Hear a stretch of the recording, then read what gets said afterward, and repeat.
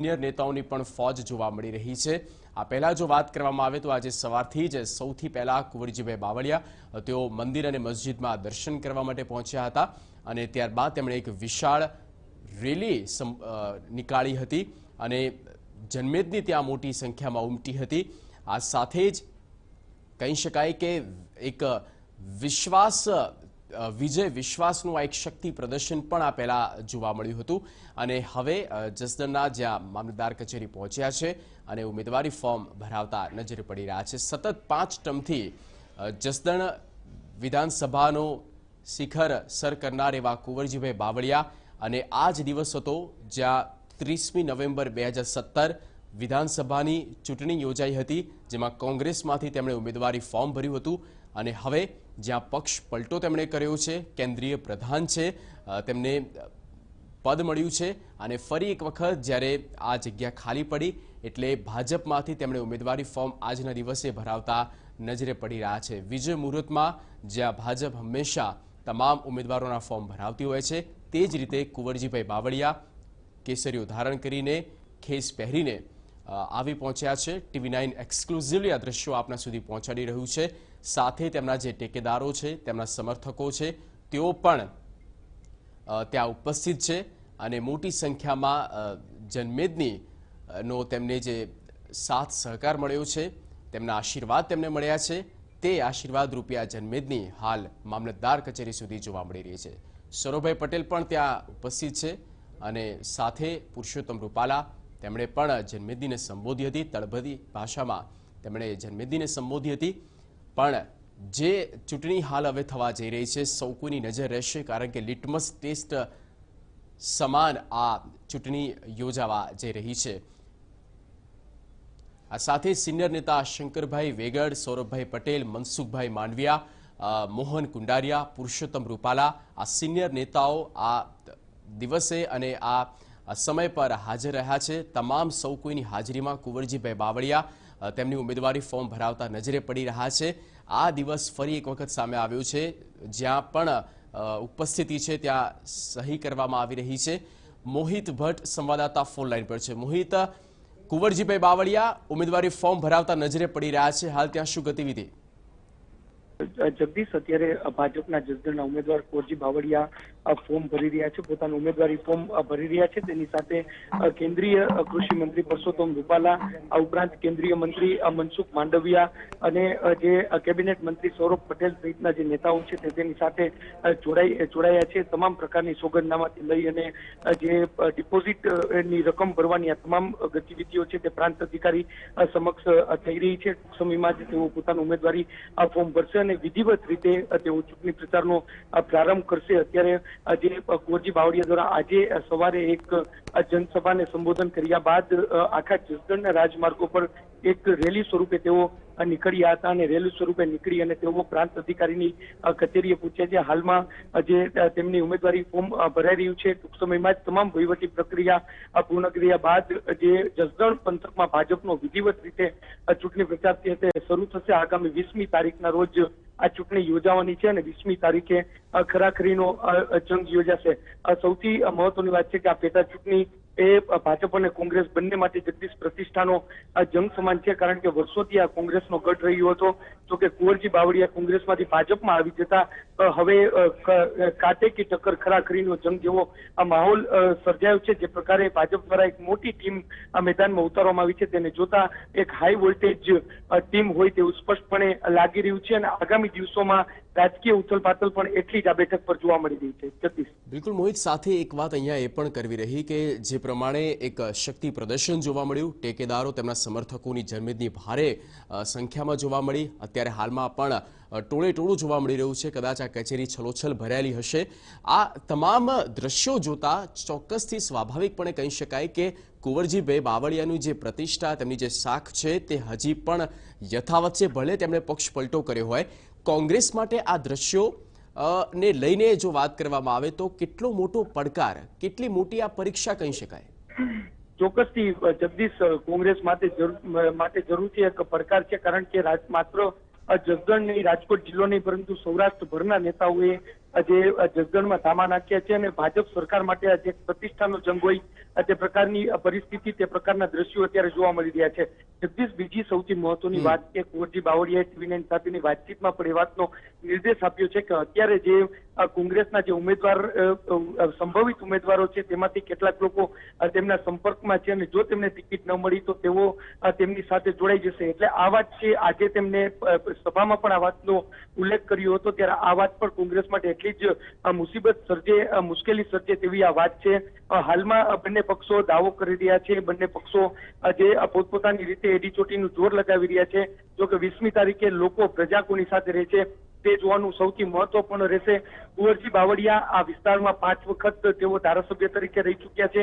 એક વખત તેઓ રાજકોટ લોકસભાના સાંસદ તરીકે પણ તેઓ રહી ચૂક્યા છે. એટલે કુંવરજી બાવળિયાની લોકપ્રિયતા સ્પષ્ટપણે આજના જે સંમેલન છે તેમાં જોવા મળી છે. હવે તે મતમાં કેટલી પરિણમે છે તે પણ જોવાનું સૌથી મહત્વપૂર્ણ રહેશે. જગદીશ, રસપ્રદ તો મોહિત એ પણ છે કે કોંગ્રેસ હવે પોતાના ઉમેદવાર જાહેર ક્યારે કરે છે, એ કોણ હશે જે કુંવરજીભાઈ બાવળિયાને ટક્કર આપી શકે તેમ હશે.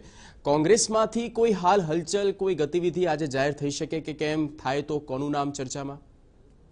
જગદીશ, પ્રદેશ કોંગ્રેસ દ્વારા કુલ 4 નામોની યાદી છે તેના જે કેન્દ્રના મોવડી મંડળ છે તેમને સોંપી દેવામાં આવી છે. જોકે અત્યારે સૂત્રો પાસેથી જે માહિતી મળી રહી છે તે પ્રમાણે કોળી ઉમેદવારને મેદાને કોંગ્રેસ ઉતારે તેવું સ્પષ્ટપણે લાગી રહ્યું છે. જોકે આ વાતની ક્યારે જાહેરાત કરે તે હજુ સુધી સામે આવ્યું નથી. બીજી જગદીશ સૌથી મહત્વની વાત કે જે પ્રમાણે સૂત્રો પાસેથી માહિતી મળી રહી છે કે અવસર નાખ્યા કે જેઓ જિલ્લા પંચાયતના સદસ્ય છે અને કોળી આગેવાન છે તેમને આ મેદાને ઉતારે તેવી હાલ શક્યતા વ્યક્ત કરવામાં આવી રહી છે અને તેને નામની જાહેરાત થઈ શકે છે. પરંતુ જે રીતે કોંગ્રેસ હજી સુધી નામ જાહેર કર્યું નથી તેને જોતા અનેક તર્ક વિતર્ક પણ ઉભા થઈ રહ્યા છે. કારણ કે કુંવરજી બાવળિયાએ પણ એવો દાવો કર્યો છે કે કેટલાક નેતાઓ તેમના સંપર્ક છે, એટલે ક્યાંક કોંગ્રેસને વાતનો ડર નથી કે કદાચ જો નામ જાહેર થાય તો અન્ય કોંગ્રેસના નેતા છે તેઓ જે ભાજપમાં જોડાઈ શકે છે. કદાચ આ વાતના ડરને કારણે જ છેલ્લી ઘડીએ કોંગ્રેસ નામ જાહેર કરે તેવી પણ હાલ શક્યતા વ્યક્ત કરવામાં આવી રહી છે. હાલના તબક્કે તો જે રીતે માહિતી મળી રહી છે તે પ્રમાણે અવસર નાખ્યાનું નામ લગભગ નિશ્ચિત માનવામાં આવી રહ્યું છે. જોકે તેમને સત્તાવાર રીતે કોંગ્રેસ દ્વારા ક્યારે જાહેર કરવામાં આવે તે જોવાનું સૌથી મહત્વપૂર્ણ રહેશે. જગદીશ, મોહિત, સાથે એ પણ જાણવાનો પ્રયત્ન કરીએ કે એક સવાલ અહીંયા એ પણ ઉઠી રહ્યો છે કે ભાજપની વર્ષોથી જે પરંપરા રહી છે 12:39 કોઈ પણ પેટા ચૂંટણી હોય કે પછી વિધાનસભાની ચૂંટણી હોય તેમાં 12:39 શુભ મુહૂર્તમાં જ ફોર્મ ભરાતા હોય છે. સમય કરતાં પણ પહેલાં ફોર્મ ભરાઈ ચૂક્યું છે કુંવરજીભાઈ બાવળિયાનું. આની પાછળના તર્ક અનેક નીકળી રહ્યા છે. આવું શા માટે થયું, કોઈ પ્રકાશ પાડી શકશો? જગદીશ, સામાન્ય રીતે કોઈ પણ ઉમેદવાર હોય તે જેટલો જ તેમના કાર્યકર્તાઓની સાથે તેઓ ચૂંટણી મેદાનમાં ઉતરતા હોય છે ત્યારે મહેનત કરતા હોય છે. સાથે સાથે ચૂંટણી છે તેને એક નસીબ પણ માનવામાં આવે છે અને કેટલાક નેતાઓ છે તે આ નસીબના આધારે સૌપ્રથમ તેઓ પૂજાવિધિ કર્યા બાદ અને મુહૂર્ત જોડાવ્યા બાદ તેઓ મેદાને ઉતરતા હોય છે.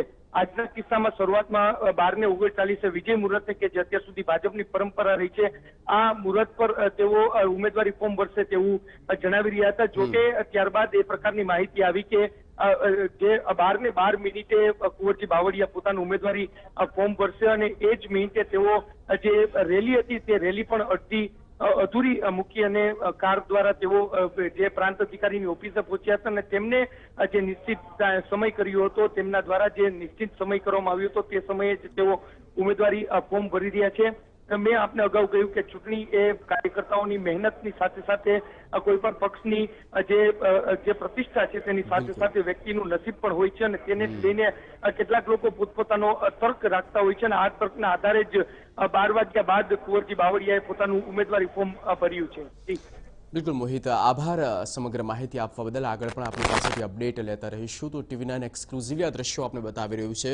ઉમેદવારી ફોર્મ ભરાઈ ચૂક્યું છે. ભાજપ તરફથી હવે ઉમેદવાર છે કુંવરજીભાઈ બાવળિયા. સત્તાવાર રીતે આ દ્રશ્યો એ વાતની સાબિતી પૂરે છે અને હવે જોવાનું રહેશે કે તેમની સામે ટક્કર કોણ આપે છે. કોંગ્રેસમાં જે મુખ્યત્વે 4 નામ અત્યારે હાલ ચર્ચાઈ રહ્યા છે, કયા સમીકરણોને આધારે કઈ જ્ઞાતિનો ઉમેદવાર જાહેર કરે છે કોંગ્રેસ પક્ષ તે હવે જોવાનું રહેશે. ક્યાંક અસમંજસ છે, ક્યાંક ડેમેજ કંટ્રોલ કરવા માટેની પણ કવાયત કોંગ્રેસમાં શરૂ થઈ ચૂકી છે.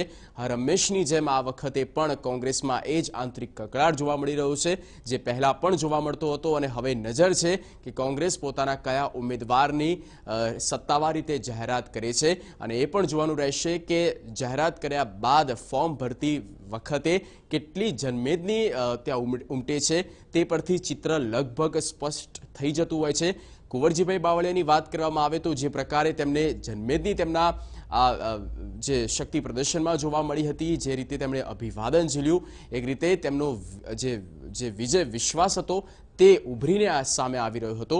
એટલે ચોક્કસથી કહી શકાય કે કુંવરજીભાઈ બાવળિયા ભલે પક્ષ પલટો કર્યો હોય, આ વખતે ભાજપમાંથી તેમણે ઉમેદવારી ભરી છે, પરંતુ તેમની જે શાખ છે અને તેમણે જે કરેલા કાર્યો છે આજે પણ સૌ કોઈ તેમને યાદ કરે છે અને તેમના પડખે ઊભા છે તેવું હાલ તો ચિત્ર જસદણ વિધાનસભાની આ પેટા ચૂંટણી પહેલા ઉભરીને ઉપસી રહ્યું છે. આ સાથે જોવાનું રહેશે કે કોંગ્રેસ હવે કેવા મજબૂત ઉમેદવારને તેમની સામે ઊભા કરે છે તેના પર સૌ કોઈની નજર રહેશે. આ ઉપરાંત કુંવરજીભાઈ બાવળિયાનું અત્યાર સુધીની રાજકીય સફરની જો વાત કરવામાં આવે તો એક સમય એવો હતો જ્યારે નરેન્દ્ર મોદીની લહેર હતી ગુજરાતમાં અને તે સમયે જસદણને કોંગ્રેસ પાર્ટીમાંથી કોંગ્રેસ જીતાવીને લાવ્યું હતું. તેની પાછળનો શ્રેય કુંવરજીભાઈ બાવળિયાને જાય છે અને આ જ લહેર જોવા મળી હતી. કહી શકાય કે તે સમય અને અત્યારે હાલમાં પણ જસદણ વિધાનસભામાં કુંવરજીભાઈ બાવળિયાની એક રીતે લહેર કહી શકાય, કારણ કે જે પ્રકારે તેમણે પક્ષ પલટો કર્યો, હા નારાજગી ચોક્કસથી ક્યાંક અસંતોષ ચોક્કસ જોવા મળ્યો છે પાટીદાર સમુદાયમાં પણ ખરી, પરંતુ આ તમામ જે પરિસ્થિતિને લઈને કુંવરજીભાઈ બાવળિયાની સામે તેમની સરખામણીએ કોઈ અન્ય દાવેદાર છે કે કેમ તે સૌથી મોટો ચિંતાનો વિષય હવે કોંગ્રેસ માટે ઊભો થયો છે. પરંતુ તેમના રાજકીય સફર પર એક નજર કરવામાં આવે તો 1995થી લઈને કોંગ્રેસ અને કુંવરજીભાઈ બાવળિયાનું પ્રભુત્વ ત્યાં રહ્યું છે, પરંતુ આ પેટા ચૂંટણીના પરિણામ એ સ્પષ્ટ કરી બતાવશે. જો ભાજપ આ જીત મેળવે છે તો કહી શકાય કે કોંગ્રેસની નહીં પરંતુ અત્યાર સુધી જે ઇતિહાસ જે બતાવે છે તે મુજબ કુંવરજીભાઈ બાવળિયાની લહેર છે અને અહીંયા પક્ષ નહીં પણ વ્યક્તિ વિશેષ છે તેવું ચોક્કસથી એ ચિત્ર ઉપસી આવશે.